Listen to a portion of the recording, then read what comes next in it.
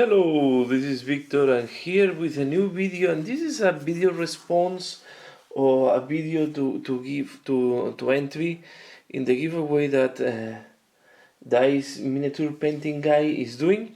You can find the video from DiceMiniature PaintGuy in the link below, and he has to share with you what we do for the basing, what are the materials we use for the basing, or what type of basing we do. And I decided that maybe it was interesting to show a little bit the evolution of the basing in my miniatures. And we start with this very old blue horror that we have here in front of you. And this was the traditional basing when I start doing miniatures. So this is about, I will say, more than 20 years ago when I started painting, and this was the traditional basing that we were using for all the miniatures. In time, the basic was consisting of painting your base on goblin green, and then using this type of material that you see here, just scattered on the base, no paint, nothing. You were doing nothing for that. Then, yeah, I decided start a new army and decided to go for some more desertic, and you see also very poor basing, just scatter some sun, some random some here. There was the period I did not really invest a lot on the basing. The other alternative was to do that instead of using this type of dust, using electrostatic bases. So this was my starting on the basing. At that period I was not paying any type of attention to the base, and when I started sharing my miniatures, I had the feedback that okay, the paint job was okay, but the basing was very poor. So then I thought, okay, maybe I have to pay more attention to the bases.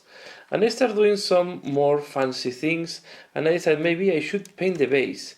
And the first thing I did is just a very basic thing you see here. This is the same base, so in that case I just, instead of rebasing all my miniatures, I paint the bases. So I did that, and you see that it's changing to brown, I hope with better light. So you see, this was making, and in that way I just paint all the bases of my armies, not all of them, but of my chaos army. I just repaint them to meet that, and I did the same for the Sisters of Battle because they had the same problem. But then I decided to do some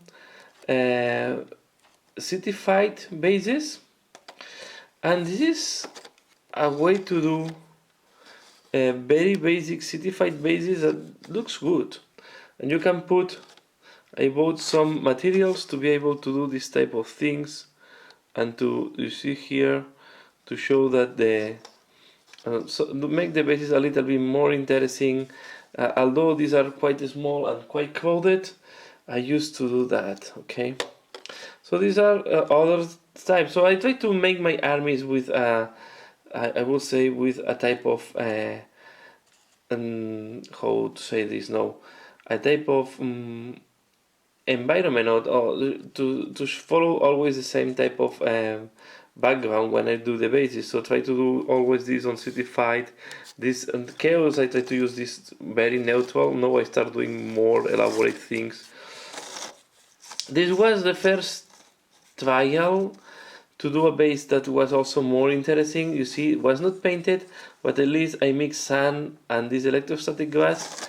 If you compare just the jump from this really boring base to this one here, it makes a big difference. I think I need to rebase this miniature. It's really very, very, very poor.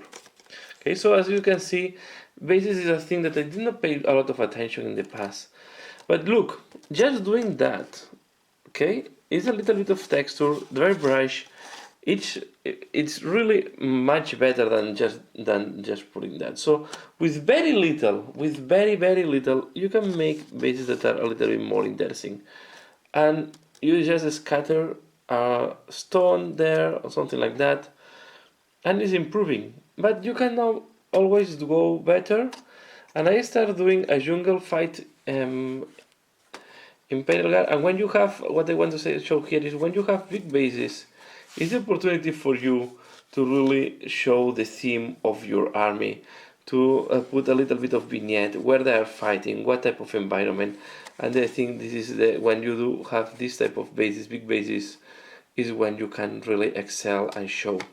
So here you see I use plastic beads, I use electrostatic glass, I paint everything, so in the way that once you paint it, I think it's looking better than just living without paint.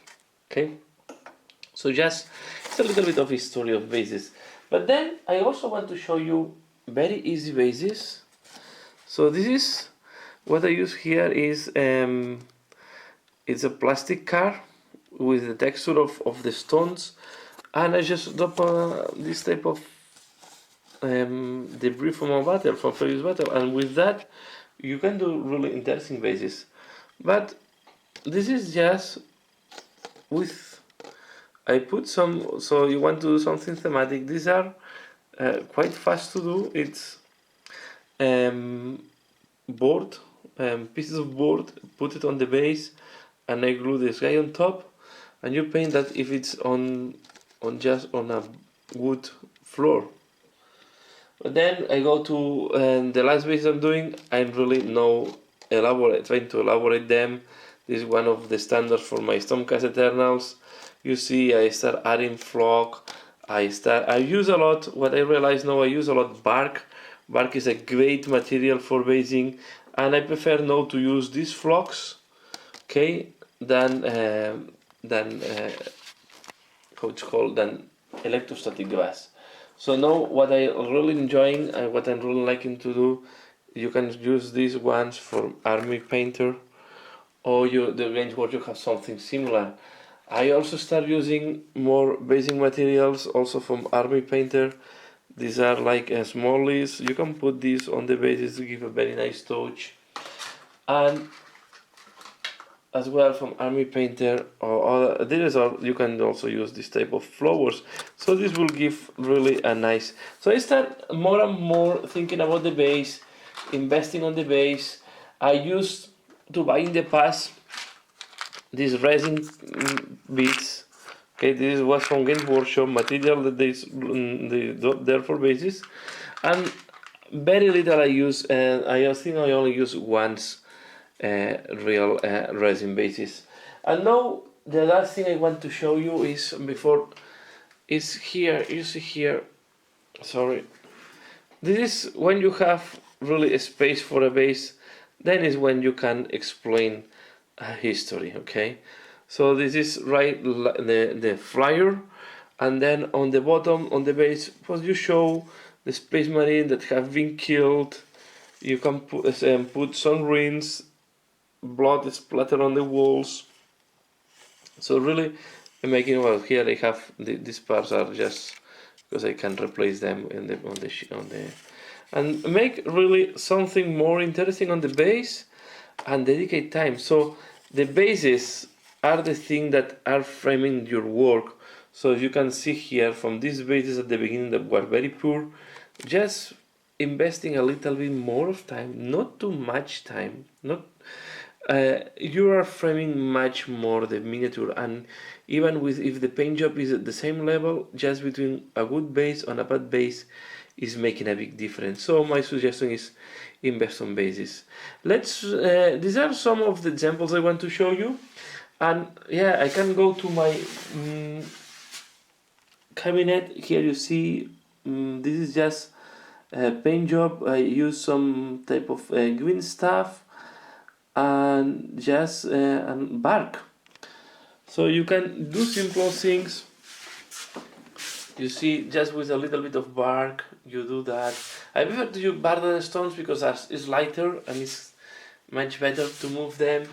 You see, also again, there at the back, sorry that the light is not that good, but you see that when you have these heavy weapon teams, you can use some materials to make them look like they are in barricades. Another army that I invest a little bit of time on the bases because they already have bits of the bases on the miniature is on the Harlequins, and then as I say I want to make thematic bases for the armies. So these are really as you can see they are desert fighters.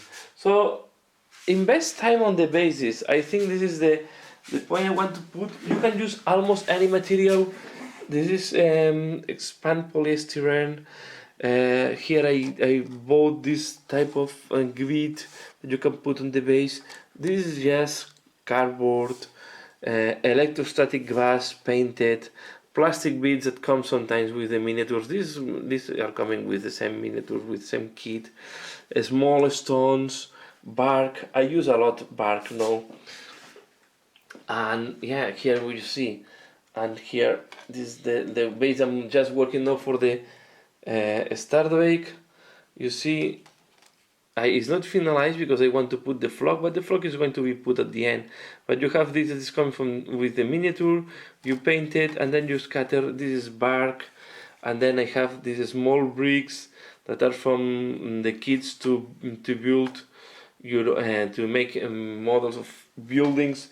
So really, look around. There is a lot of options, and I think it's worth it. After dedicating so much time, if you dedicate a lot of time on painting a miniature, it's worth to frame the miniature with a good base, and it's just limited by your imagination what you can do with the bases. So that's all what I want to share with this video. I hope DiceMiniature PaintGuy you like this video. Let me know what do you think, and please, if you want to go to the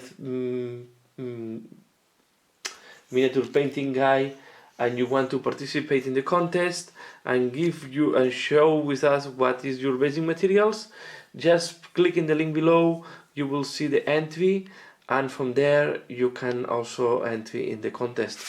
That's all for now. I hope you find this interesting. Please comment, like if you like it, subscribe if you don't subscribe it.